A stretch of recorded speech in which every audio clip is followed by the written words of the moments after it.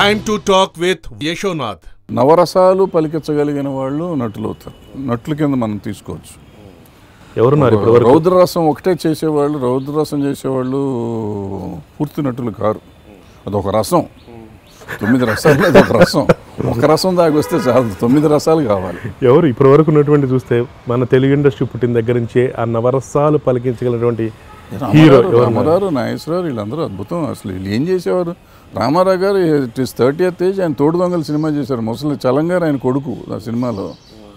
రావణాసురుడు ఏంటండి, ఆయన రావణాసురుడు ఇలా అసలు ఏం చేశాడు? అసలు సీతారామ కళ్యాణ్లో రావణాసురుడు హార్డ్లీ 40 years ఆ రోజు ఆయన స్టార్. అప్పటికి మాస్ యాక్టర్గా ఉండి రావణాసురుడు యాంటీ అంటే విలన్ వేషం వేయటమేగా.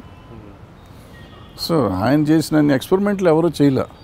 నాగేశ్వరరావు గారు ఆయన యంగ్గా ఉన్నప్పుడు బాటసారి ఏంటి, అదేంటి, అంతకుముందు వచ్చిన నవరసాల మీద నవరాత్రి పిక్చర్ కూడా తీసినారు. నవరాత్రి తీశారు. ఆయన ఎన్ని సినిమాలు చేశారు ఆయన మొదట్లో. ఆయన సినిమాలు మనం ఇప్పుడు చెప్పుకో దేవదాసు, అసలు ఎన్ని సినిమాలు ఆయన సినిమాలు. అసలు ఎక్కడికక్కడ ఏ క్యారెక్టర్ ఆ క్యారెక్టర్ అట్లాగే ఉంటాయి కదా. కొన్ని ఈ జనరేషన్లో మీకు నారాయణ, ఏది మా ధర్మదాత, ఏది చెప్పినా కానీ ఆయన అద్భుతమైన సినిమాలే.